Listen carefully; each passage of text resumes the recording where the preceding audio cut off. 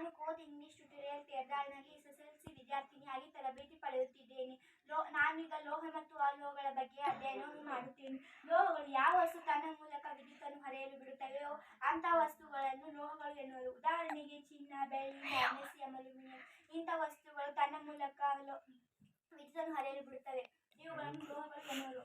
ಲೋಹದ ಭೌತ ಗುಣಗಳು. ಸಾಮಾನ್ಯವಾಗಿ ಲೋಹಗಳು ಕಠಿಣವಾಗಿರುತ್ತವೆ. ಬೇರೆ ಬೇರೆ ಲೋಹಗಳು ಬೇರೆ ಬೇರೆಯಾಗಿ ಕಠಿಣವಾಗಿರುತ್ತವೆ. ಕುಟ್ಯತೆ, ತನ್ಯತೆ ಗುಣವನ್ನು ಸಹ ಹೊಂದಿರುತ್ತವೆ. ಲೋಹಗಳು ವಿದ್ಯುತ್ತಿನ ಅತ್ಯುತ್ತಮ ವಾಹಕಗಳು. ಲೋಹವು ಕರಗುವ ಮತ್ತು ಕುದಿಯುವ ಬಿಂದುವನ್ನು ಹೆಚ್ಚಾಗಿ ಹೊಂದಿರುತ್ತವೆ. ಕುಟ್ಯತೆ ಕೆಲವು ವಸ್ತುಗಳನ್ನು ಬಡಿದು ತೆಳು ಹಾಳೆಯನ್ನಾಗಿ ಮಾಡುವ ವಿಧಾನಕ್ಕೆ ಕುಟ್ಯತೆ ಎನ್ನುವುದು. ತನ್ಯತೆ ಲೋಹಗಳನ್ನು ಕಾಯಿಸಿ ತಂತಿಯಾಗಿ ಮಾರ್ಪಡುವ ವಿಧಾನಕ್ಕೆ ತನ್ಯತೆ ಎನ್ನುವರು. ಕುಟ್ಯತೆಗೆ ಉದಾಹರಣೆ ಚಿನ್ನ, ಬೆಳ್ಳಿ. ತನ್ಯತೆಗೆ ಉದಾಹರಣೆ ಚಿನ್ನವು ಅತಿ ಹೆಚ್ಚು ತನ್ಯತಾ ಗುಣವನ್ನು ಹೊಂದಿರುತ್ತವೆ. ಅಲೋಹ ಯಾವ ವಸ್ತು ತನ್ನ ಮೂಲಕ ವಿದ್ಯುತ್ತನ್ನು ಹರಿಯಲು ಬಿಡುವುದಿಲ್ಲವೋ ಅಂಥ ವಸ್ತುಗಳನ್ನು ಅಲೋಹಗಳು ಎನ್ನುವರು. ಬೆಳ್ಳಿ, ತಾಮ್ರ ಉಷ್ಣದ ಅತ್ಯುತ್ತಮ ವಾಹಕ. ಉಷ್ಣ ದುರ್ಬಲ ವಾಹಕಗಳು